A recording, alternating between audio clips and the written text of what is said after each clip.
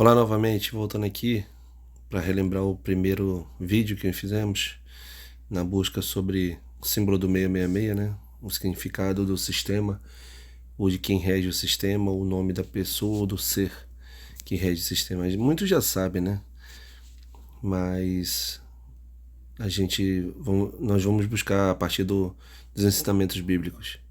Aqui a sabedoria é aquele que tem entendimento, calcula o número da besta, pois é o número de homem. Seu número é 666. Vamos buscar, pessoal. Pensando no número 6 sendo de homem, pois no sexto dia o homem foi criado, a gente tem duas possibilidades aí de ser 666, ó, um nome, né? Na gematria hebraica, como pode ser também três pessoas ou um sistema com esse número, né? Vamos que vamos. Aí temos sistemas aí, ou um sistema único com um nome que simboliza esse 666, ou um sistema que possua três pessoas, né? Pode ser a Trindade, pode ser um sistema maçônico que é um triângulo, pode ser tanta coisa aqui, mas vamos que vamos seguir. A base fundamental nós temos que ter em mente é Deuteronômio 6, 4, para a gente se proteger de qualquer marca. Ouça, ó Israel, o Senhor nosso Deus é o único Senhor. Amarre isso como sinal no braço e prenda na testa. Isso foi passado para os filhos de Israel e que passasse, replicassem em suas crianças, colocasse até nos batentes das portas, para que não se perdesse isso da mente, né, do dia a dia. Porque Deus sabia que no futuro o inimigo usaria nesses mesmos lugares a marca dele, né, para blasfemar contra Deus, falando que o homem não conseguiu guardar. Apocalipse 13:16 lembra muito bem isso. E obrigou a todos, pequenos, grandes, ricos, pobres, livres, escravos, a receberem certa marca na mão direita ou na testa. Lugares esses que Deus pediu para guardar, né? E também obrigou a todos, e se obrigou aí a uma escravidão de doutrinas, né? Esse sistema discretamente, né, sabiamente usaria meio que uma obrigação aceitar isso para ser salvo, né? Vamos assim dizer. Mateus 24:24. Pois aparecerão falsos cristos e falsos profetas e realizarão grandes sinais e maravilhas, se possível enganar até os eleitos. Esses falsos cristos e falsos profetas são falsos ensinamentos, falsos milagres que atribuem a essa trindade, né? Atribuem a esse sistema para que massifique isso na cabeça. Não que Deus não tenha compaixão e Deus não faça milagres, mas a doutrina, né? E o inimigo também tem poder para...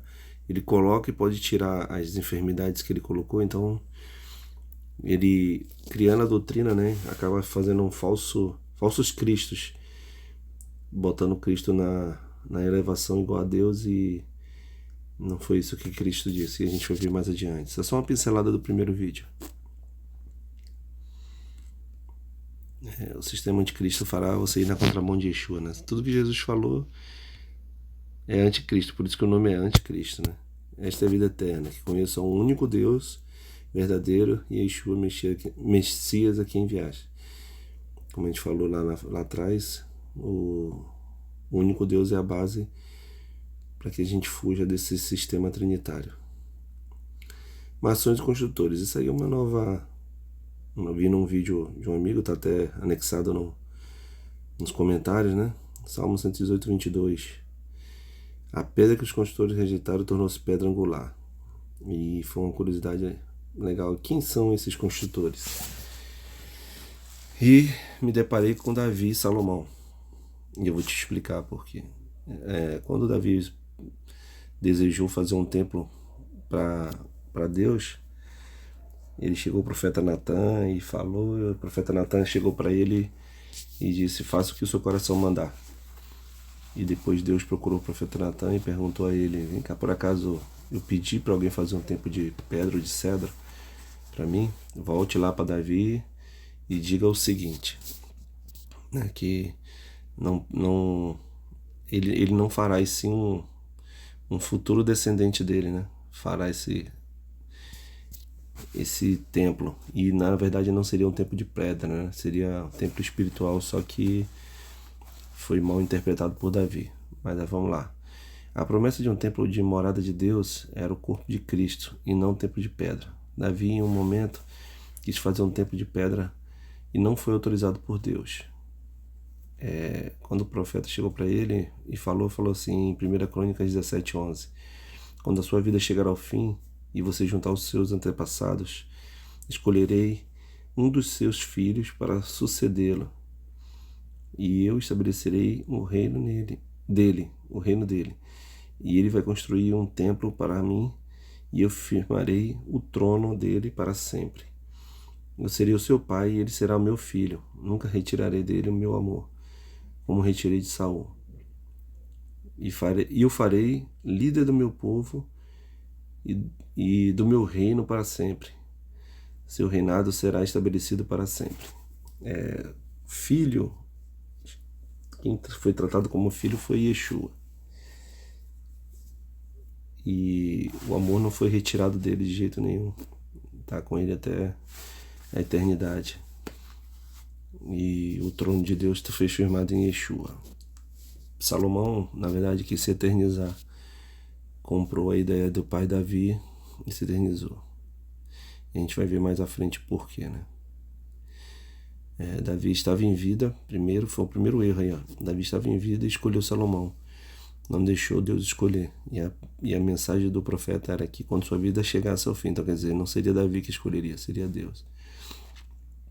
E o verdadeiro escolhido é Yeshua, né? Filho eterno, escolhido por Deus para o trono. E o trono seria o corpo de Cristo, não um templo de pedra.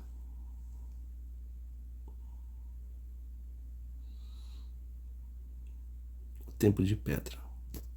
Baseado no texto anterior, Davi recebeu que ordem? De não construir um templo e que Deus escolheria dentre seus descendentes o que seria o Filho eterno. Quando seria essa escolha? Após a morte de Davi. Quem escolheria? Deus que escolheria, mas Davi se antecipou e nomeou Salomão para garantir a profecia. E tem essa curiosidade do ouro de Salomão. Ora, o peso do ouro que se trazia a Salomão cada ano era de 666 talentos de ouro.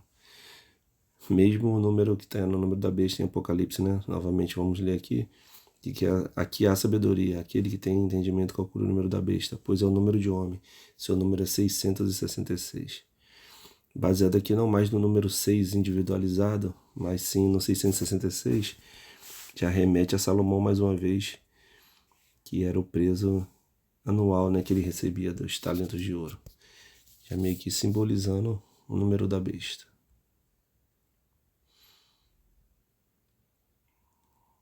Aí Salomão, Trindade e Maçonaria, sendo um conglomerado aí do mesmo, né, do engano, que a serpente sempre quis enganar o povo de Deus e com isso afastar, né, da verdade. E Jesus falou que a verdade libertará, então a gente tem que procurar sempre a verdade. Aí eu coloquei aqui, né, um pouco dessa distinção aí da Salomão construiu um templo para si, contrariando o que Deus ordenou, se misturando com mulheres idólatras, fazendo sacrifícios a vários deuses, né, estrangeiros, colocando a riqueza em evidência, sendo que Yeshua era humilde, né? Então, totalmente contrário. A maçonaria são os construtores, né? Até no seu nome tem, marca e nome são relativizados, são apontados para isso, para construtores. São seguidores do rei Salomão, inclusive tem trono dentro do templo dele, né? Das suas casas maçônicas lá no... o trono é de Salomão, né? Não pertence a Yeshua, né? Tem como símbolo principal um triângulo que remete à Trindade, que é o nosso sistema do engano no cristianismo. Possui grande influência política e religiosa. E já a Trindade já é um pouco dos dois, né? Do Salomão e da maçonaria. Todas as maiores religiões do cristianismo são baseadas nesse sistema, que por sua vez comandado pelo sistema maçônico logo de Salomão, que tenta se eternizar como promessa de Deus ao seu pai Davi.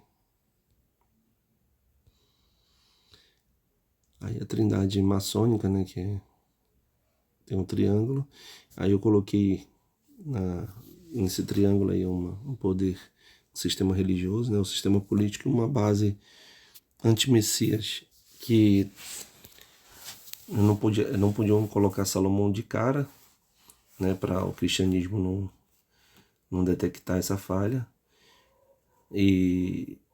Mas dentro do sistema maçônico em si, ele é como o Messias, né?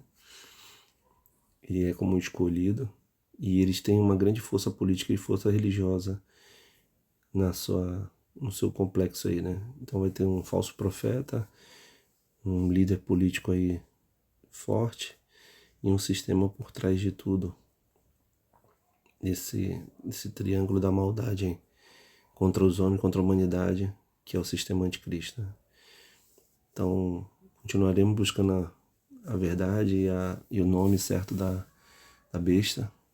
Conto com vocês aí para anexarem mais coisas no comentário, vídeos relacionados, para que eu faça um vídeo melhor e um estudo melhor no próximo, na parte 3. Obrigado a todos, um ótimo dia.